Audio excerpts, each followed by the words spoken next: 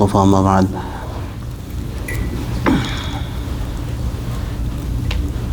رمضان شریف کے آخری جمعے میں جو موضوع شروع کیا تھا وہ وقت کی کمی کی وجہ سے پورا نہیں ہو سکا تھا، تو انشاءاللہ آج اس کو مکمل کرنے کا ارادہ ہے.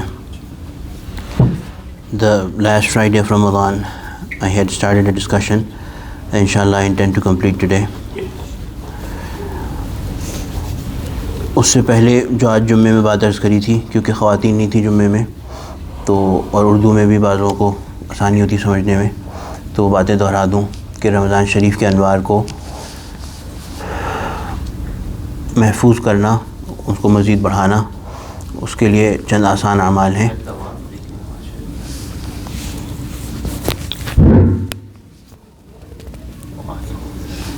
رمضان شریف کے انوار کو محفوظ کرنا، اس کے لیے چند آسان اعمال ہیں، اس کی کوشش کر لیں انشاءاللہ، بلکہ پابندی کر لیں. میری طرف سے تحفہ لے لیں یہ، اور اس کو اپنے ساتھ لے کے جائیں تو انشاءاللہ اللہ نے چاہا تو رمضان شریف کے انوار اور دیگر زندگی میں جو بھی عبادات ہیں ان کے انوار انشاءاللہ محفوظ بھی ہوں گے اور بڑھتے جائیں گے انشاءاللہ. تو وہ 4 اعمال ہلکے پھلکے سے، بالکل زیادہ تر ذہنی سوچ اس کا تعلق ہے. وہ یہ ہے کہ انسان ہر وقت ان 4 میں سے کسی ایک نہ ایک صورتحال کا شکار ہوتا ہے. یا تو یہ کہ انسان سے کوئی گناہ ہو گیا ہوتا ہے، کوئی نافرمانی، کوئی غلط بات ایسی ہو گئی ہوتی ہے جو اللہ تعالیٰ نے جس کی اجازت نہیں دی، اور اس کے متعلق دل میں شرمندگی ہو، اللہ تعالیٰ سے دل میں استغفار کرے اور اپنے آپ کو فرشتہ و معصوم کوئی نہ سمجھے.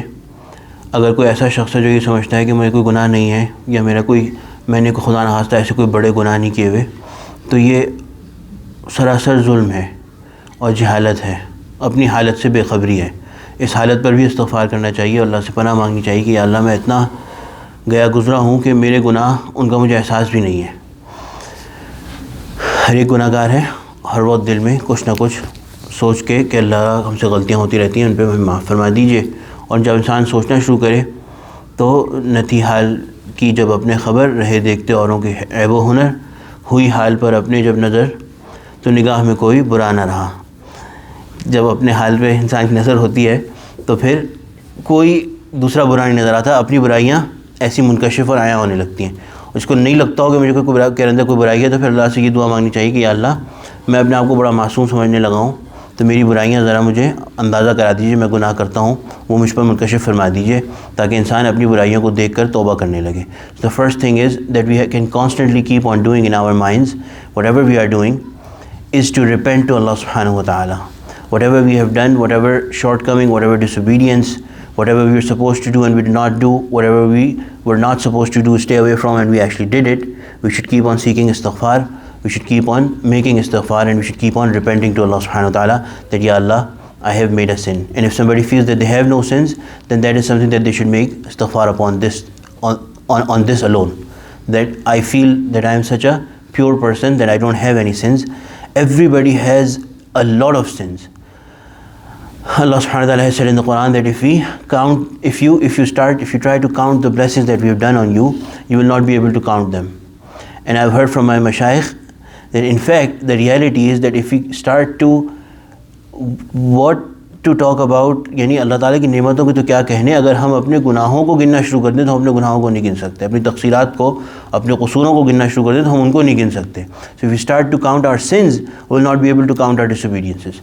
So we should keep on making in our heart, in our mind, all the time, making istighfar to Allah subhanahu wa ta'ala. The second thing is that whenever something good happens to us, and alhamdulillah so many things happen to us that are good and that are by mercy of Allah subhanahu wa ta'ala an expression of the sifat of the quality of Allah subhanahu wa ta'ala, where Allah subhanahu wa ta'ala is hayy and qayyum, Allah subhanahu wa ta'ala is alive, and Allah subhanahu wa ta'ala establishes and stabilizes everything.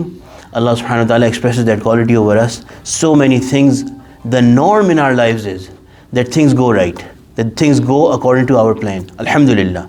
ہماری زندگی کا جو حالت ہے وہ یہ ہے کہ زیادہ تر چیزیں نارملی ہمیں نارمل بات یہ ہے کہ ہم جو چاہتے ہیں وہ ہو جاتا ہے، جو ہم سوچتے ہیں وہ ہو جاتا ہے. ہم گاڑی میں چابی گھماتے ہیں، گاڑی سٹارٹ ہو جاتی ہے. ہم مسجد آنا چاہتے ہیں، مسجد آ جاتے ہیں. ہم کہیں جانا چاہتے ہیں، ہم پہنچ جاتے ہیں وہاں پہ. تو ہم اللہ تعالیٰ کی رحمت اور کرم اس قدر ہے کہ جو ہم چاہتے ہیں وہ ہو جاتا ہے. جب ہی ہمیں وہ باتیں زیادہ محسوس ہوتی ہیں کہ جب ہم چاہیں کچھ کرنا اور وہ نہ ہو پائے. تو کتنا بڑا احسان، کتنا بڑا کرم ہے اللہ تعالیٰ کا. تو ہر حال میں، ہر وقت اللہ تعالیٰ کی نعمتوں کو سوچنا اور اللہ تعالیٰ کی نعمتوں کا شکر ادا کرنا. We keep on thinking about the blessings and mercies of Allah subhanahu wa ta'ala, and we keep on giving thanks to Allah subhanahu wa ta'ala over this. The third thing is that something has not gone according to plan or something has troubled us. کوئی مشکل آ گئی، کوئی پریشانی ہو گئی، یا پھر بعض اوقات گناہ کرنے کا دل چاہ رہا ہے، یا پھر جو کام اللہ نے کہا ہے اس کو کرنے میں پریشانی ہو رہی ہے، تو اس پہ صبر کرنا. یعنی اللہ تعالیٰ کی بات ماننے میں ثابت قدمی دکھانا کہ جو ہمارے اللہ نے کہا ہے وہ ہم کریں گے. نماز پڑھنے آنے کا کہا ہے تو نماز پڑھنے آئیں گے. اللہ تعالیٰ نے گناہ سے بچنے کا کہا ہے، بد نظری سے بچنے کا کہا ہے، بد نظری نہیں کریں گے. جس چیز کو دیکھنے سے منع کیا ہے اس کو نہیں دیکھیں گے. جو بات کہنے سے منع کیا ہے وہ بات نہیں کہیں گے. جو بات سننے سے، جو حرام چیز سننے سے منع کیا ہے وہ چیز نہیں سنیں گے.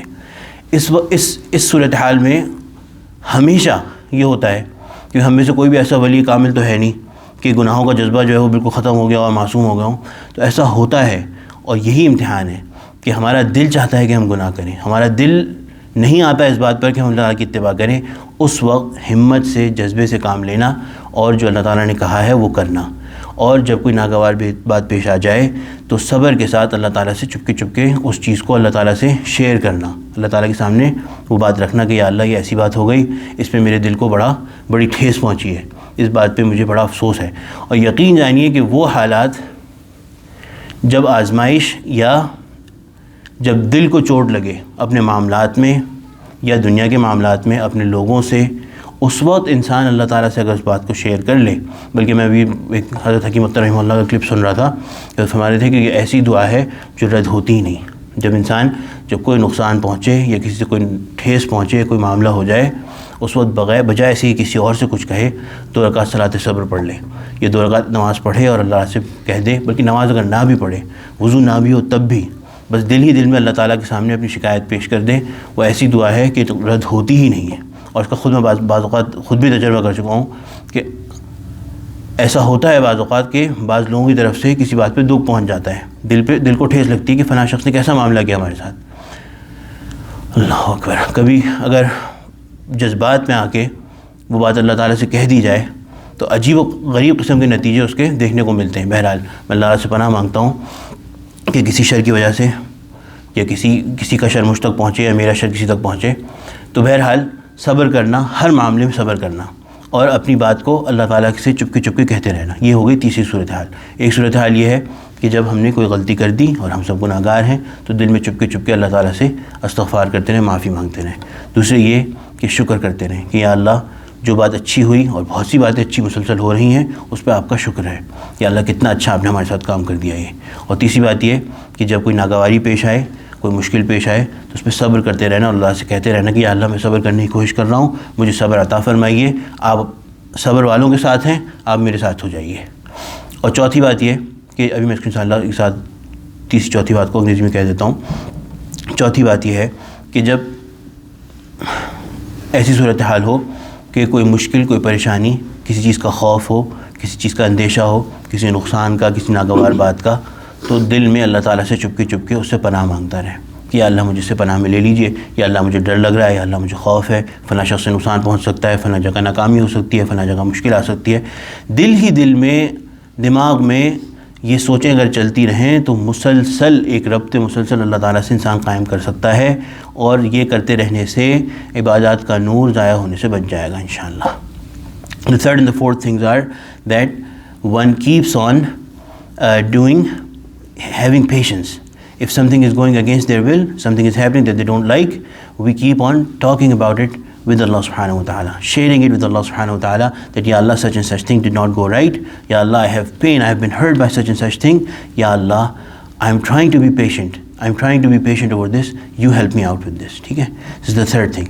And the fourth thing is that whenever you are afraid of something, whenever you have apprehension, something is going to go wrong in future, something might not go right, some person might hurt me, I might take some damage, some loss, keep on asking Allah subhanahu wa ta'ala secretly for protection, isti'aza, or seeking protection, seeking help from Allah subhanahu wa ta'ala. These 4 things, these situations are such that they encompass all our life. We are always in one of these situations. ان 4 میں سے کسی ایک صورتحال میں ہم ضرور ہوتے ہیں. یا تو کوئی خوشی درپیش ہوتی ہے, یا کوئی غمی درپیش ہوتی ہے, یا کوئی فکر ہوتی ہے, یا کوئی افسوس ہوتا ہے. ان چاروں حالات میں اپنے اللہ سے انسان کا رابطہ رہے. جب یہ رابطہ کرتے کرتے, کوشش کرتے کرتے جب یہ راسخ ہو جائے گا, مضبوط ہو جائے گا, تو انشاءاللہ کیفیت احسان بھی عطا ہو جائے گی اللہ تعالیٰ کی طرف سے. when we keep on doing this, when we keep on practicing it, we will be constantly in a state of ibadah and constantly in a state of ihsan with Allah subhanahu wa ta'ala, which is that we will have a strong realization. We will be very conscious of Allah subhanahu wa ta'ala. It will be totally before us that Allah is always seeing us. دوسری بات یہ ہے جو میں نے جمعے بھی عرض کری تھی کہ دن میں 5 منٹ نکال کر, چاہے ہم کیسے ہی گئے گزرے مسلمان ہوں, چاہے ہم عبادات میں نکمے ہوں, چاہے ہم گناہوں سے بھرپور زندگی گزار رہے ہوں, دن میں 5 منٹ ہر شخص نکال سکتا ہے. 5 منٹ نہیں نکال سکتا تو 2 منٹ نکال سکتا ہے. 2 منٹ نکال کے اللہ تعالیٰ کے سامنے بیٹھ جائے. اگر ممکن ہو تو 2 رکعت پڑھ لیں. اگر 2 رکعت نہیں پڑھ سکتا, طبیعت نہیں آ رہی اس بات کے اوپر بھی, تو صرف بس اللہ تعالیٰ کے سامنے بیٹھ جائے. ہر چیز سے اپنے آپ کو کاٹ کر خالص اللہ تعالیٰ کے سامنے بیٹھ جائے اور اللہ تعالیٰ سے ان الفاظ میں معافی مانگ لے کہ یا اللہ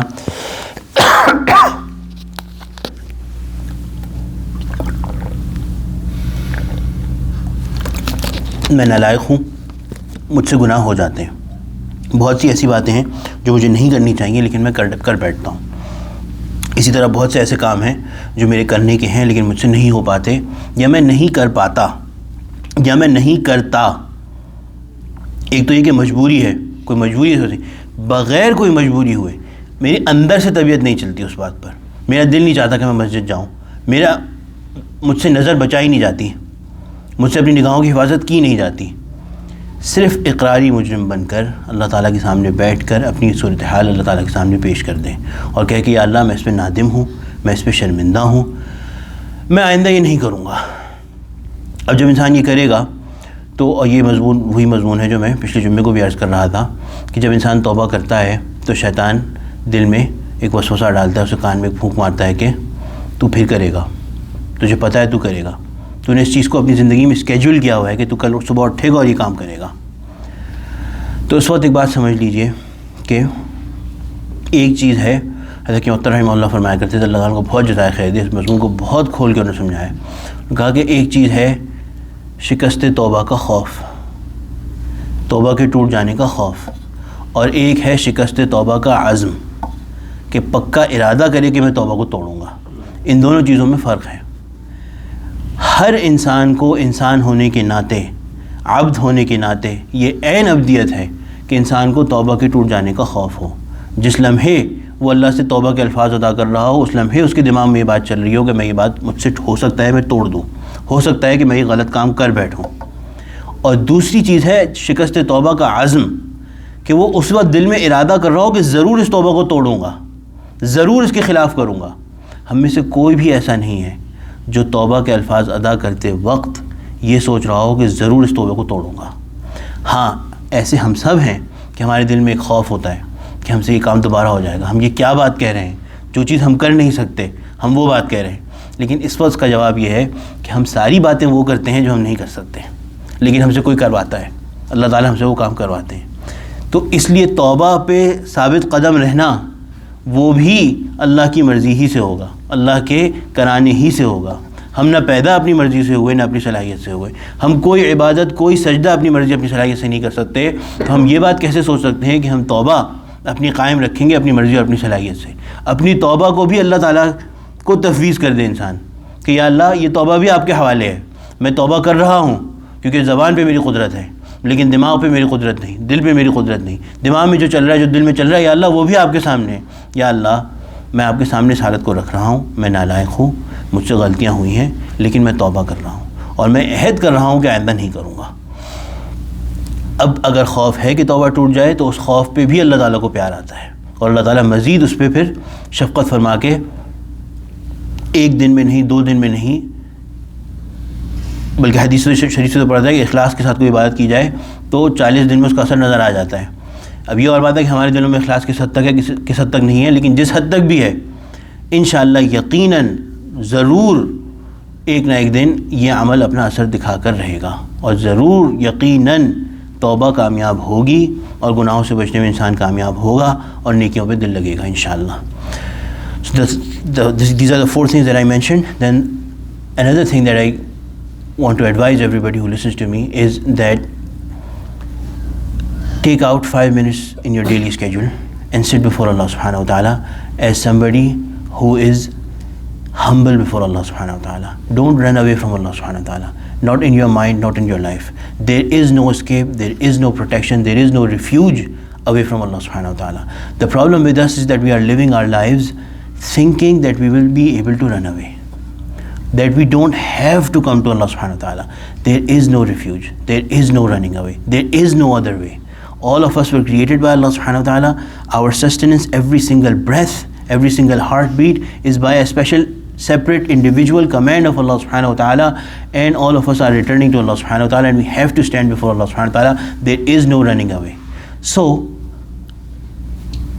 the wise person is who will make peace with Allah subhanahu wa ta'ala. The wise person is who will turn to Allah subhanahu wa ta'ala and connect with Allah subhanahu wa ta'ala. I was saying, میں صبح کہہ رہا تھا کہ doctor صاحب فرمایا کرتے تھے، ڈاکٹر عبدالحی صاحب عارفی رحمۃ اللہ علیہ، کہ تمہارا حساب لینا کس نے ہے؟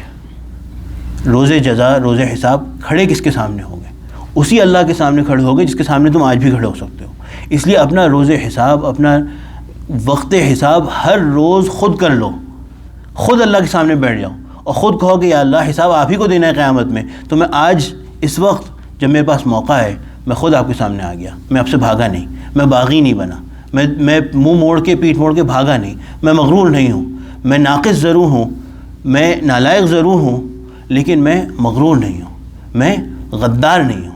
میں خود آپ کے سامنے آ کے بیٹھا ہوا ہوں اور اپنی خطا اور اپنی سیاہ کاری جو میں قیامت میں آپ کے سامنے پیش کرتا اور حساب دیتا، میں آج خود آپ کے سامنے پیش کر رہا ہوں، روز کے روز آپ کے سامنے پیش کر رہا ہوں اور آپ سے اس پہ معافی مانگ رہا ہوں. سو who are we going to stand before on the day of judgment? Allah subhanahu wa ta'ala. That very same Allah subhanahu wa ta'ala whom we can sit before today and do our reckoning ourselves today, our accountability ourselves today. So we sit before Allah subhanahu wa ta'ala every day and think about everything that we have done wrong and say to Allah subhanahu wa ta'ala in these words that Ya Allah, I know I have shortcomings. I know I am a slave, I am full of shortcomings, and I am presenting my shortcomings before you. I am not running away, I am not rebellious, I am being submissive. I have shortcomings, I am not perfect, but I am not rebellious either. I am presenting it before you for you to execute your mercy on this, to forgive it. Every single day, do your own reckoning with Allah subhanahu wa ta'ala so that you don't have anything collected or gathered for the day of judgment.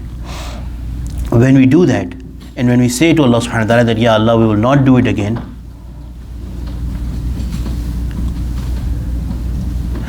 when we say to Allah subhanahu wa ta'ala that we will not do it again, shaitan will tell us, our nafs will tell us that you are going to do it again, that you are going to do it again. You are such a person that you have it, that this is part of your life, that you will do it again. At that time, remember one thing. There is one thing called the fear of breaking your pact with Allah subhanahu wa ta'ala. And there is another thing, a resolution of breaking your pact with Allah subhanahu wa ta'ala. So you are afraid that you will break your tawbah. And the other thing is that you have a firm resolve that I will break my tawbah. These are two different things. They are two different things. Every single human being, by virtue of being imperfect and by virtue of being a abd, they should have this fear that what I am saying I will not be able to do. But still, we have said so many things, and every single thing that we are doing, we are inherently we do not have the capacity to do it. We are only doing it by the mercy and will of Allah subhanahu wa ta'ala. This La ilaha illallah Muhammadur Rasulullah that we have said, can anybody stand up and say that I have the capacity to fulfill the rights of La ilaha illallah Muhammadur Rasulullah? No. Allah subhanahu wa ta'ala himself has said that the responsibility that the human being has taken, they are not able to fulfill it. But then who is the one who makes us fulfill it? Allah subhanahu wa ta'ala. So our salah, our sujood, our siyam, our qiyam, everything that is by virtue of the will of Allah subhanahu wa ta'ala. So how can we think that our tawbah will be established, our repentance will be secure, and it will go on without the mercy and doing of Allah subhanahu wa ta'ala? So therefore we depute our tawbah over to Allah subhanahu wa ta'ala as well, that Ya Allah, as I am saying these words, my mind is telling me that I'll probably do it again, but Ya Allah, I'm presenting this situation before you as well. I'm presenting this thought in my mind before you as well. Ya Allah, you have mercy on me. When we keep on doing this, there's the hadith of Prophet sallallahu alaihi wasallam, when somebody does something sincerely, a ibadat, an act of worship, for 40 days, they see the effects of it. Allah, our sincerity is questionable.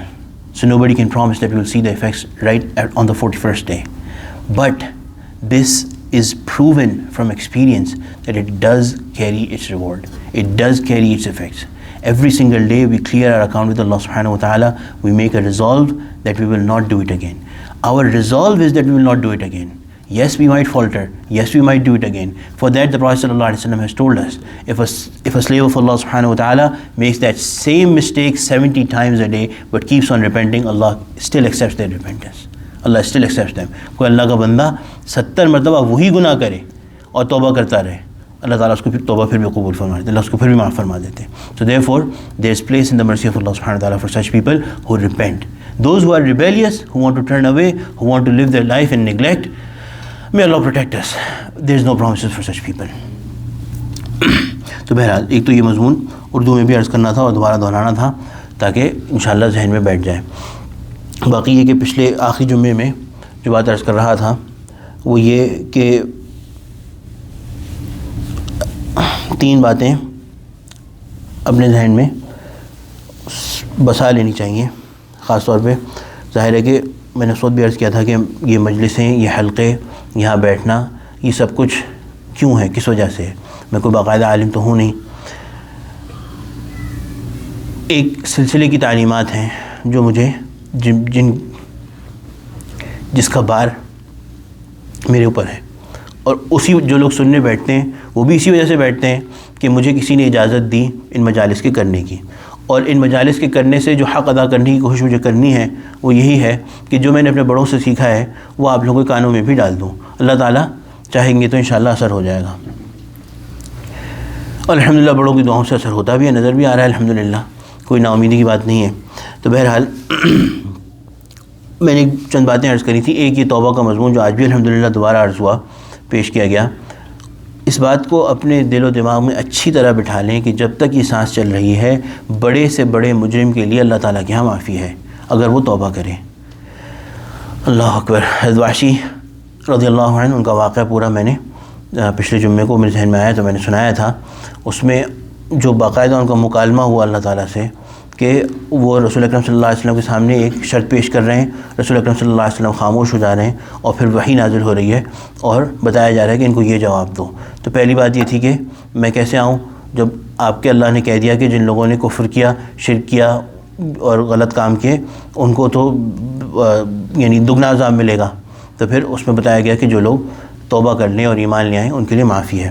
پھر انہوں نے کہا کہ اس میں تو یہ شرط لگائی گئی ہے کہ زندگی بھر اچھے کام کرتے رہیں, مجھ سے تو اچھے کام نہیں ہوں گے, میں تو یہ وعدہ نہیں کر سکتا. تو پھر اور کہا گیا کہ جو توبہ اللہ تعالیٰ ہر گناہ کو جس کو چاہیں گے معاف فرما دیں گے سوائے شرک کے. شرک کو چھوڑ دو, باقی گناہ جو چاہیں گے اللہ معاف فرما دیں گے.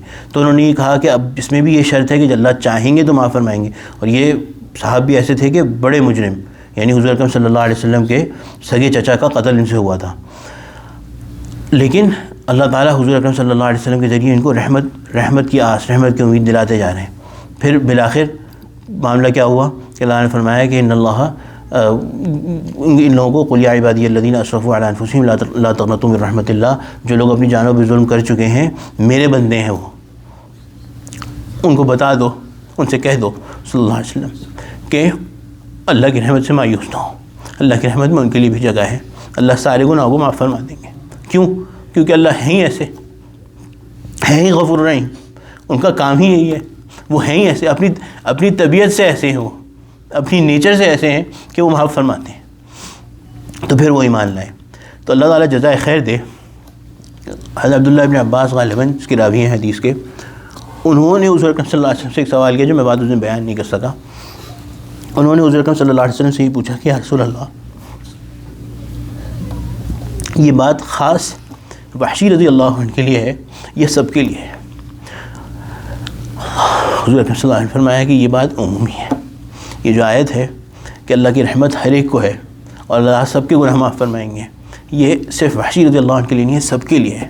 تو جو گناہ کرے اور اللہ سے معافی مانگ لے، توبہ کر لے، اللہ تعالیٰ کے ہاں اس کے لیے جگہ ہے.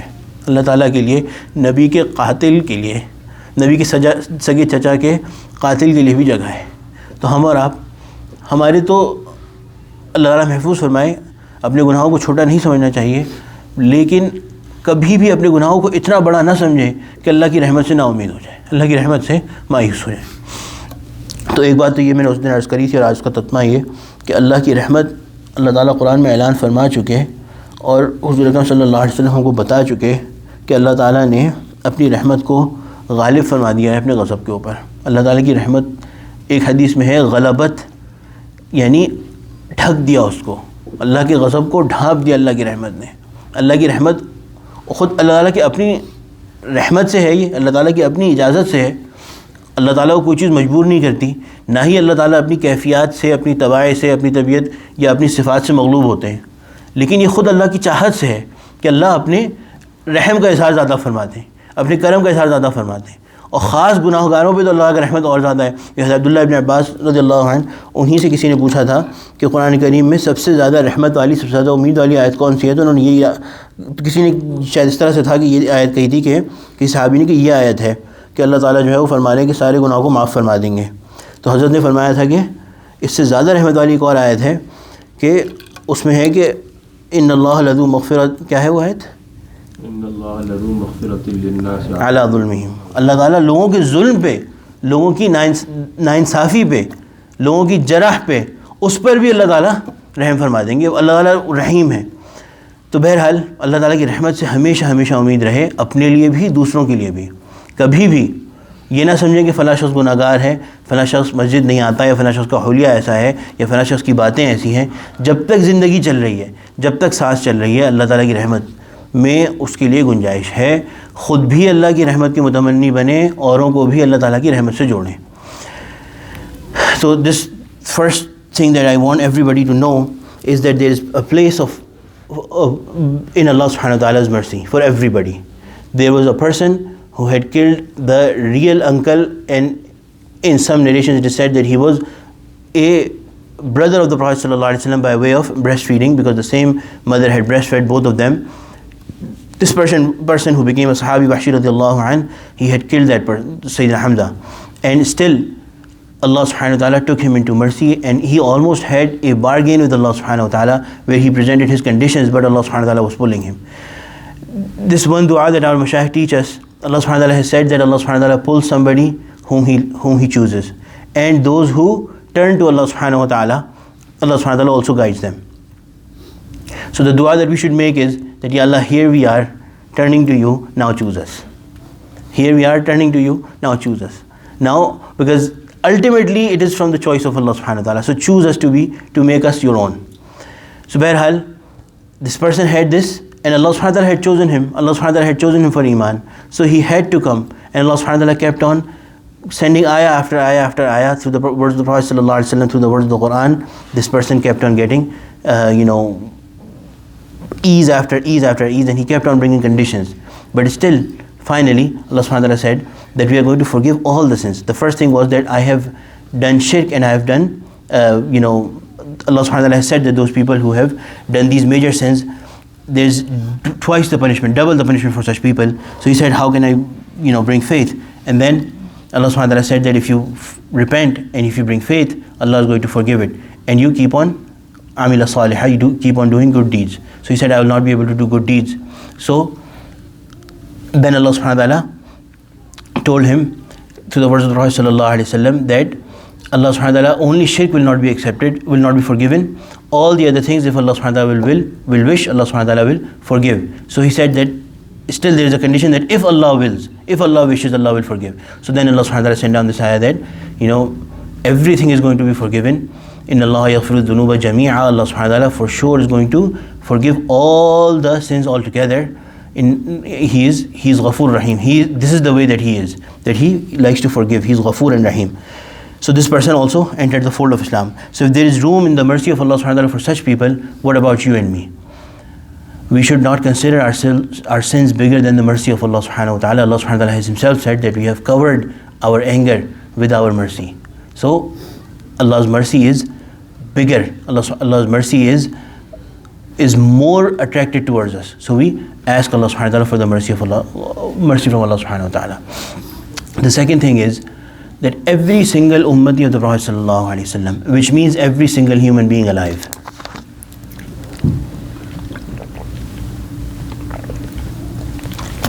they have a connection with the Prophet sallallahu alaihi wasallam.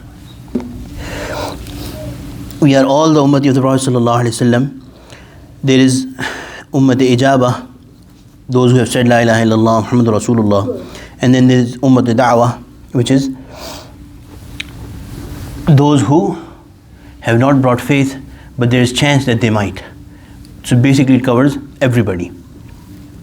Every single human being has a relationship with the Prophet sallallahu alaihi wasallam.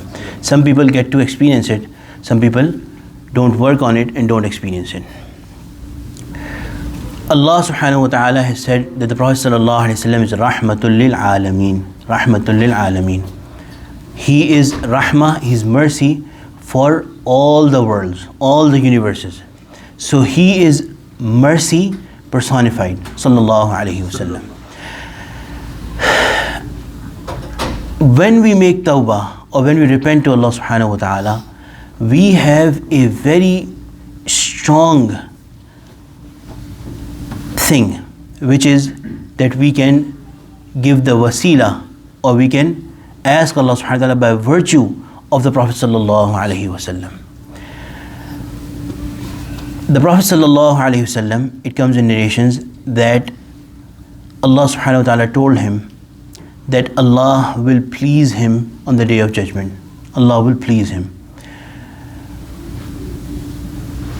The hadith goes where the Prophet sallallahu alaihi wasallam said that if that is the case, agar ye baat hai, to main kabhi bhi us waqt tak razi nahi hounga jab tak mere har ummati ko dozakh se nikal ke jannat mein na dal diya jaye. There is, can you imagine the connection of the Prophet sallallahu alaihi wasallam that he has with this? Some connections are two-way, some connections are one-way. There's this one person who keeps on thinking about you, although you might not think about him, because we are, may Allah subhanahu wa ta'ala protect us, we are shaqi, we are mahroom. But the Prophet sallallahu alaihi wasallam always had us in our dua. What proof do we need more than, we pray to Allah subhanahu wa ta'ala, we work on our connection with Allah subhanahu wa ta'ala. Sometimes we get a special audience with Allah subhanahu wa ta'ala. There's moments in our life where we are sitting before Allah subhanahu wa ta'ala and we have a very beloved, strong connection with Allah subhanahu wa ta'ala. It comes to a point, some poets have also said it, that bhul baitha मैं उनसे क्या मांगना था रूबरू आपको अपने पाकर, कि जब मुझे आपसे ऐसा ताल्लुक़ नसीब हुआ कि मैं दुआएं मांगना भी भूल गया, मुझे ये याद नहीं रहा कि मुझे मांगना क्या है आपसे. ये आजकल के छोटे छोटे जो अल्लाह ताला के उश्शाक़ हैं, छोटा तो नहीं कहना चाहिए किसी को, लेकिन मामूली उश्शाक़, उनको भी ऐसी हालात नसीब हो जाते हैं कि वो अल्लाह ताला के सामने ऐसे अल्लाह ताला का जलवा, अल्लाह ताला का इस्तेज़ार लेके दिल में बैठते हैं कि उनको दुनियावी हाजात की भी परवाह नहीं रहती. उस वक्त याद नहीं रहता कि मांगना क्या था, बाद में उनके ख्याल आता है कि यार ये भी दुआ मांग लेता, अरे ये भी दुआ मांग लेता. तो बहरहाल हम यानी उमूमी लोगों का आजकल के ये हालात नसीब हो जाते हैं. आप अंदाज़ा लगाइए, हुज़ूर अकरम सल्लल्लाहु अलैहि वसल्लम 7 आसमानों, जन्नत, दोज़ख सबको देखकर बुलंद हुए और बराह रास्त अल्लाह ताला से मुलाकात हुई, और अल्लाह ताला को क्या पेश कर रहे हैं? तहियातु लिल्लाह वस्सलावात वस्सलाम, तहियातु लिल्लाह वस्सलावात वत्तय्यिबात. अल्लाह ताला फरमा रहे हैं अस्सलामु अलैका अय्युहन नबिय्यु व रहमतुल्लाहि व बरकातुहू. तो हुज़ूर क्या फरमा रहे हैं? अस्सलामु अलैना व अला इबादिल्लाह. हमको अपनी हाजतें याद नहीं रहती, हुज़ूर अकरम सल्लल्लाहु अलैहि वसल्लम को अपनी उम्मत याद है, उस वक्त भी अपनी उम्मत याद है. अस्सलामु अलैना व अला इबादिल्लाह सालिहीन, कि अल्लाह हम पर भी सलाम हो और सारे इबादिल्लाह सालिहीन पर, सब पर सलाम हो. ऐसी हुज़ूरी के आलम में भी हुज़ूर अकरम सल्लल्लाहु अलैहि वसल्लम अपनी उम्मत को नहीं भूल रहे. तो आप अंदाज़ा लगाइए ताल्लुक़ है या नहीं है. حضور اکرم صلی اللہ علیہ وسلم کی شفقت ہر امتی پر ہے یا نہیں ہے؟ اور حضور اکرم صلی اللہ علیہ وسلم نے خود فرمایا کہ جب کوئی درود پڑھتا ہے تو میری قبر پہ نام اور والد کے نام کے ساتھ درود پہنچایا جاتا ہے. تو تعلق ہوا یا نہیں ہوا؟ اور آج بھی ایسے شخص موجود ہیں کہ مشکل پڑی اور زیادہ تر زیارتیں اسی طرح ہوتی ہیں کہ جب شدید مشکل کوئی آن پڑتی ہے, کوئی راستہ سمجھ نہیں آ رہا ہوتا, تو حضور اکرم صلی اللہ علیہ وسلم کی طرف سے دلداری ہوتی ہے, اور کوئی خواب میں یا کسی بھی طرح سے حضور اکرم صلی اللہ علیہ وسلم اشارہ فرما دیتے ہیں کہ یہ کام اس طرح سے ہے, اس طرح سے کر لو. تو حضور اکرم صلی اللہ علیہ وسلم سے ہر امتی کا تعلق ہے یا نہیں؟ ہر امتی کا حضور اکرم صلی اللہ علیہ وسلم تعلق ہے. اور سیدنا آدم علیہ نبینا علیہ الصلوۃ والسلام جو بظاہر دنیا میں حضور اکرم صلی اللہ علیہ وسلم سے بہت سال پہلے آئے, ان کا بھی حضور اکرم صلی اللہ علیہ وسلم سے تعلق تھا, کیونکہ ان کو توبہ ملی. حدیث شریف میں ہے کہ ان کو توبہ ملی حضور اکرم صلی اللہ علیہ وسلم کے واسطے سے, وسیلے سے. جب انہوں نے کہا کہ یا اللہ محمد صلی اللہ علیہ وسلم کے واسطے وسیلے سے مجھے معاف فرما دیجیے, میری توبہ قبول فرما لیجیے, تو اللہ تعالیٰ نے, وہ حدیث ہے طویل, کہ اللہ تعالیٰ نے ان سے پوچھا کہ تم کیسے محمد صلی اللہ علیہ وسلم کو جانتے ہو؟ اگر مجھے حدیث سے یاد ہے, اللہ تعالیٰ آگے پیچھے کی بات معاف فرما دے, تو انہوں نے فرمایا کہ میں نے عرش پہ لکھا دیکھا ہے لا الہ الا اللہ محمد رسول اللہ, اللہ اور محمد کا نام ساتھ ساتھ لکھ کے دیکھا ہے. تو وہ بہت ہی کوئی اونچی ہستی ہوں گے کہ جن کا نام آپ نے اپنے نام کے ساتھ لکھوانا قبول فرمایا. تو ہر امتی کا حضور سے, چاہے وہ پہلے آیا ہو چاہے حضور کے بعد آیا ہو, ہر انسان کا حضور اکرم صلی اللہ علیہ وسلم سے تعلق ہے. اس رشتے پہ محنت کرنے کی ضرورت ہے, اس رشتے پہ محنت کرنے کی ضرورت ہے. اور جو اس رشتے پہ زیادہ محنت کرے گا وہ اس کا لطف اٹھائے گا. انتہائی لطیف جذبہ حضور اکرم صلی اللہ علیہ وسلم سے محبت, حضور اکرم صلی اللہ علیہ وسلم سے تعلق کا. بہت ہی محروم ہیں وہ لوگ جو اس بات سے محروم ہیں. اللہ تعالیٰ سے مانگنا چاہیے کہ اللہ حضور اکرم صلی اللہ علیہ وسلم کی محبت, حضور اکرم صلی اللہ علیہ وسلم کا تعلق ہم کو عنایت فرما دیجیے. اور جس کو نصیب ہو اللہ تعالیٰ انشاءاللہ اس کا لطف, اس کی ملاحت, اس کی حلاوت, یہ سب اللہ ہم کو عنایت فرمائے. حضور اکرم صلی اللہ علیہ وسلم کی محبت بہت ہی زبردست جذبہ ہے. تو بہرحال حضور اکرم صلی اللہ علیہ وسلم کے واسطے وسیلے سے دعا مانگنا, اس بارے میں کبھی کسی غلط فہمی کا شکار نہ ہو. حضور اکرم صلی اللہ علیہ وسلم پر درود بھیجیں اور اپنی دعا اور اپنی حاجت اللہ تعالیٰ کے دربار میں پیش کریں حضور اکرم صلی اللہ علیہ وسلم کے واسطے وسیلے سے. یہ رشتہ, یہ ناطہ ہمارا اپنا پیدا کیا ہوا نہیں ہے, یہ اللہ تعالیٰ ہی کا دیا ہوا ہے. اللہ تعالیٰ ہی نے اپنی مرضی اور اپنی چاہت سے ہم کو چنا ہے حضور اکرم صلی اللہ علیہ وسلم کی امت میں پیدا فرمانے کے لیے. So بہرحال the second thing that I was saying is, the second thing to learn is, to keep in mind is that every single one of us, every single human being has a very special relationship with the Prophet sallallahu alaihi wasallam. We are all ummati of the Prophet sallallahu alaihi wasallam. Allah subhanahu wa ta'ala has handpicked us, chosen us to put in the ummah of the Prophet sallallahu alaihi wasallam. The Prophet sallallahu alaihi wasallam was allowed this, that the Prophet sallallahu alaihi wasallam was told, وَلَسَوْفَ يُعْطِيكَ رَبُّكَ فَتَرْضَى, that Allah subhanahu wa ta'ala will give you such that it will please you, Allah will please you. So the Prophet sallallahu alaihi wasallam, it comes in the narration of the hadith, the Prophet sallallahu alaihi wasallam said, if that is the case, then I will never be happy until every single ummati of mine is pulled out from the hellfire and put into Jannah. So, and the Prophet sallallahu alaihi wasallam will be allowed to pull out every single person who has said La ilaha illallah Muhammadur Rasulullah from the hellfire and take them into Jannah. But may Allah subhanahu wa ta'ala protect us. We cannot even tolerate the common 100 degrees, 200 degrees of temperature of our stoves. How will we be able to sustain the hellfire even for that duration where the dealing is going on with Allah subhanahu wa ta'ala of the Prophet sallallahu alaihi wasallam. So anyway, but every single person has this connection with Allah, with the Prophet sallallahu alaihi wasallam, no matter we realize it or not. But we have to work on this connection. The Prophet sallallahu alaihi wasallam, when he got a special audience with Allah subhanahu wa ta'ala, when he actually met Allah subhanahu wa ta'ala, when we are talking with Allah subhanahu wa ta'ala and we increase in our love with Allah subhanahu wa ta'ala, sometimes even the commoners, even the people today, they get this state that they are so much in love with Allah subhanahu wa ta'ala that they forget about what they were actually had to ask Allah subhanahu wa ta'ala. They are sitting, they are crying, they are in that state, they are in that phase, but they don't even remember what they had to ask. And when they get up and when they are through that phase, then they think that I had to ask this from Allah subhanahu wa ta'ala as well. I had in mind that I will ask Allah subhanahu wa ta'ala this. Then they recall. So this is our state with even little connection with Allah subhanahu wa ta'ala. The Prophet sallallahu alaihi wasallam is in the actual physical audience of Allah subhanahu wa ta'ala, and at that time he is presenting his ibadat to Allah subhanahu wa ta'ala, and Allah is giving him rewards in return. At that time he says, Assalamu alayna wa ala ibadillahi salihin. Salam over us. When Allah subhanahu wa ta'ala said, Assalamu alayka, salam over you, he said, Assalamu alayna wa ala ibadillahi salihin. Salam over us, peace upon us and upon all the pious slaves, all the salihin of Allah subhanahu wa ta'ala. So he did not forget us even in that state. Inshallah, maybe I'll talk about it next week because it's almost time for Adhan. But we have to work on this relationship with the Prophet sallallahu alaihi wasallam. And the one credible way of working, this takes us to the third thing, which is give importance to Sunnah in your life. Don't care about anything else. Don't care about anything else. What's going on in your heart? Which direction the world is going?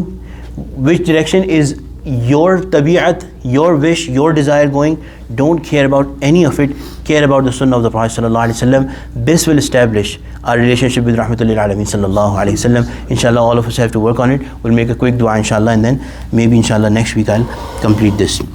الحمد لله رب العالمين والصلاة والسلام على سيد المرسلين. ربنا ظلمنا أنفسنا وإن لم تغفر لنا وترحمنا لنكونن من الخاسرين. ربنا تقبل منا إنك أنت السميع العليم وتب علينا إنك أنت التواب الرحيم. یا اللہ ہم نالائقوں پہ حضور اکرم صلی اللہ علیہ وسلم کے واسطے وسیلے سے رحم کھا لیجئے، ہم کو اپنا بنا لیجئے، ہماری زندگی کو یا اللہ اپنے لیے قبول فرما لیجئے، یا اللہ ہر گناہ سے بچا لیجئے، یا اللہ ہر نیکی ہم سے کرا دیجئے، یا اللہ یا اللہ یا اللہ جب گناہ ہو جائے، نالائقی ہو جائے، یا اللہ ہم بندے ہیں، یا اللہ ہمارے اندر یہ مادہ رکھا گیا ہے، یا اللہ ہم آپ کی رحمت کو پکار رہے ہیں، یا اللہ اپنے رحم سے، اپنے کرم سے یا اللہ ہماری غلطیوں کو معاف فرما دیجئے، ہمیں لپک کے اللہ دوڑ کے اللہ توبہ کر کے دوبارہ آپ کی طرف آنے والا بنائیے، اور یا اللہ ہماری توبہ کو قبول فرمائیے، یا اللہ کبھی بھی محروم نہ فرمائیے، ایک لمحہ ایک سانس اپنی بے وفائی کا نہ دیجیے، اپنے وفادار بندوں میں شامل فرمائے رکھیے، غداری سے، سرکشی سے ہمیشہ محفوظ فرمائے رکھیے، یا اللہ ہمیشہ ہمیشہ یا اللہ ہماری تمام تر نالائقیوں، ہماری تمام تر کوتاہیوں کے باوجود، ہماری تمام تر ناقدری کے باوجود یا اللہ کبھی بھی یا اللہ ہمیں ایسا نہ بنا دیجیے کہ یا اللہ ہم آپ کی پرواہ کرنا چھوڑ دیں، یا اللہ ہمیں ایسا نہ بنا دیجیے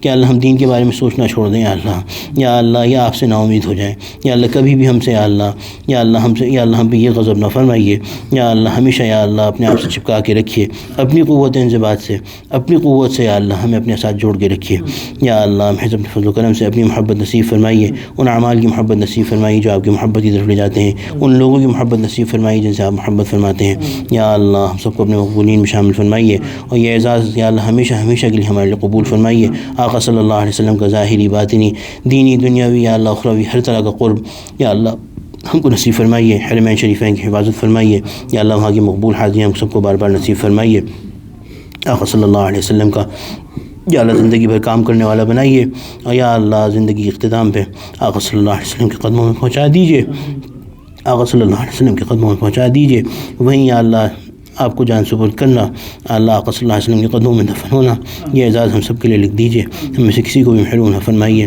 ربنا تقبل منا انک انت السمیع العلیم وتب علینا انک انت التواب الرحیم، صلی اللہ تعالی علی خیر خلقہ سیدنا و مولانا محمد وعلی آلہ وصحبہ اجمعین، آمین برحمتک یا ارحم الراحمین۔